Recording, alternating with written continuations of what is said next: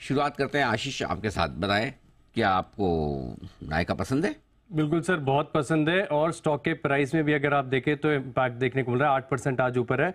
आप समझिए कि कंपनी का कारोबार अपने आप में बहुत बढ़िया है। ब्यूटी और पर्सनल केयर ये सेगमेंट ऐसा है जिसमें ग्रोथ भी भरपूर है और साथ में मार्जिन तो क्या कहने हैं, काफी लोग कहेंगे आगे जाकर कि इसमें कम्पिटिटिव एडवांटेज नहीं है, बहुत ज्यादा कंपटीशन बढ़ रहा है, लेकिन ये इस सेक्टर की अट्रैक्टिवनेस को बताता है। बड़ी ग्रोथ है, अच्छे मार्जिन है। 365 दिन में से सिर्फ 4 दिन नायका का स्टॉक चलता है, तो तेजी तो नहीं कह सकते हैं। वहां पे सिर्फ मंदी ही देखने को मिलती है स्टॉक में, चाहे वो आईपीओ के से लेकर अब तक। और जिस हिसाब से आपने ब्यूटी एंड पर्सनल सेगमेंट की बात की है, फैशन इंडस्ट्री की बात करते हैं यहाँ पे, जहाँ पे सबकी नजरें है कि वो टर्न अराउंड कब होगा, अभी तक लॉस मेकिंग है। तो मैनेजमेंट ने जो लास्ट एनालिस्ट मीट हुई थी वहां पे क्लियरली कहा था कि फैशन इंडस्ट्री में चुनौतियां काफी सारी है, तो ब्रेक इवन होने में समय लगेगा। कितना समय लगेगा बता दूंगा। आपने क्या किया कि साल में 4 दिन चलता है स्टॉक। 1 मिनट, 5 दिन में अगर आप देखें तो 16% का मूव आ गया। आज के आज में चल गया 8%, 1 महीने में चल गया 27%, साल भर में चल गया 6 महीने में 50%, और 1 साल में भी अगर आप देखें तो रिटर्न शानदार है। साल में 4 दिन भी चल के इतने बढ़िया रिटर्न बन जाए तो क्या दिक्कत है। बात करते हैं अगर आप ब्रेक इवन की, तो FY26 ये साल होगा जहां पर अगर आप देखें तो इनका जो ब्यूटी और पर्सनल केयर कारोबार है, यहां पर आपको ब्रेक इवन देखने को मिलेगा। तो ब्रेकआउट तो ऑलरेडी हो चुका है चार्ट पर, अब ब्रेक इवन की तैयारी है।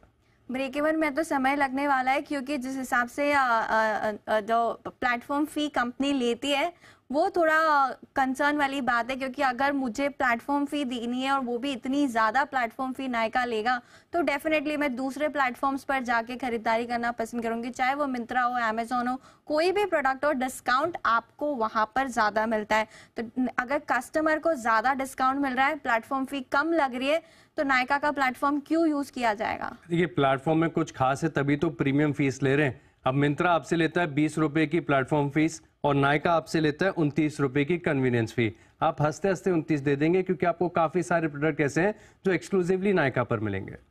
ऐसा नहीं है कि सारे प्रोडक्ट्स एक्सक्लूसिवली नायका पर मिलेंगे, और हंसते हंसते तो बिल्कुल भी मैं 29 रुपीज नहीं देने वाली हूँ, क्योंकि 20 रुपए की मिंत्रा पे अगर मिल रहा है। और इनफैक्ट एक छोटा सा एग्जांपल भी ले, अगर फाउंडेशन की 600 रुपए की कॉस्ट है नायका पर, तो वो अमेजोन पे 450 और मिंत्रा पे 500 रुपए में मिलता है। 29 रुपीज देकर भी मैं 150 रुपए ज्यादा देना तो बिल्कुल भी पसंद नहीं करूंगी। तो आपने कस्टमर डेफिनेटली यहाँ पर खो दिए।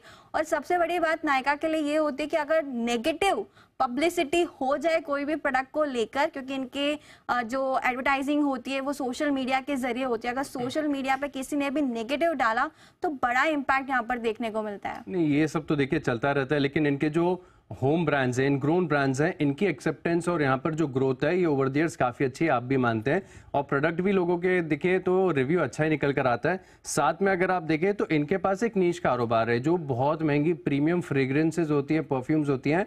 इसका कलेक्शन इंटरनेशनल टाइप जो होती है ना वो है।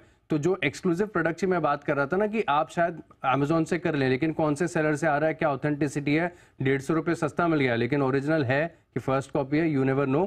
नायका में अगर आप देखें तो वो झंझट नहीं होता, और इसी के चलते अगर आप देखें तो लोग मान लेते हैं कि 9 रुपए की कन्वीनियंस फीस ज्यादा लग रही है, प्रोडक्ट की ऑथेंटिसिटी है, इसी के चलते प्लेटफॉर्म बढ़िया काम कर रहा है। लेकिन कंपटीशन तो प्लेटफॉर्म या कंपनीज दोनों पर ज्यादा ही आपको दिखेगा। ब्यूटी एंड पर्सनल केयर का जो सेगमेंट है, HUL जो स्टॉक आज भी अप ट्रेंड में आपको नजर आ रहा है, वहां पर तो स्पेशली इस साल एक अलग सेगमेंट कर दिया, अलग लीडरशिप के अंडर चले गए।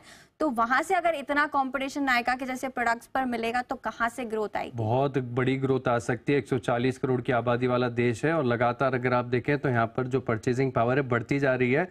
तो स्कोप इतना है कि और भी बहुत 4-5 प्लेयर नायका जैसे बड़े भी आ जाएंगे तो कोई दिक्कत नहीं है। रिलायंस ने भी अभी फिलहाल कोशिश की है, पता नहीं उनका प्लेटफॉर्म कितना हिट हुआ है, लेकिन ग्रोथ तो इस सेक्टर में काफी ज्यादा देखने को मिल रही है। और एक और बात यह भी कि चार्ट पर आप देखें कि कितनी शानदार तेजी है। बड़ा डाउनवर्ड ट्रेंड था, उसके बाद ब्रेकआउट हुआ था, रिवर्सल बना, और अब मल्टी ब्रेकआउट की तरफ चल रहा है। और इसी के चलते अगर आप देखें तो HSBC की जो रिपोर्ट है बड़ी खास है, जहां पर एक खरीदारी की राय दे रहे हैं। 250 रुपए का टारगेट है, एंड आई एम श्योर जैसे जैसे अपने ब्रेक इवन की तरफ बढ़ेंगे ये 250 का टारगेट रिवाइज होगा। आपने रिलायंस की बात की, तो रिलायंस यहाँ पर मार्केट शेयर बिल्कुल गेन कर रहा है। उनकी वेबसाइट है टीरा, जहाँ पे आपको अच्छे प्रोडक्ट, जेन्युइन प्रोडक्ट सस्ते भाव पर मिलते हैं। तो आप इन्हें बोल दिया कि कंपटीशन तो बढ़ ही रहा है।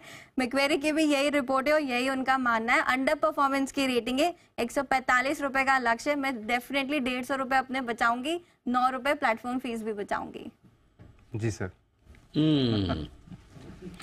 मेरे को तो पहली बात तो ये लगा रोल रिवर्सल तो नहीं होगा। हाँ एग्जैक्टली हाँ। ये हुआ कैसे? पहले शुरू में ऐसा लगा, लेकिन बाद में जिस तरह से एकदम झांसी की रानी की तरह ये निकल के आई ना, मतलब स्टॉक से ज्यादा है ना शॉपिंग एक्सपीरियंस दिख रहा था मुझे नूपुर का। ज्यादा पैसे लग रहे, ज्यादा पैसे लग रहे, ज्यादा पैसे लग रहे। लेकिन अगर यही रीजन है नूपुर का, तो इस हिसाब से तो स्टॉक पे बुलिश होना चाहिए। जो कंपनी आपसे ज्यादा चार्ज कर रही है, इसका मतलब ज्यादा कमाएगी। क्यों आशीष? बिल्कुल सर, आपने बोला क्यों नहीं फ्री? यही तर्क है सर। 29 रुपए की कन्वीनियंस फीस दे रहे हैं लोग। हाँ दे रहे हैं।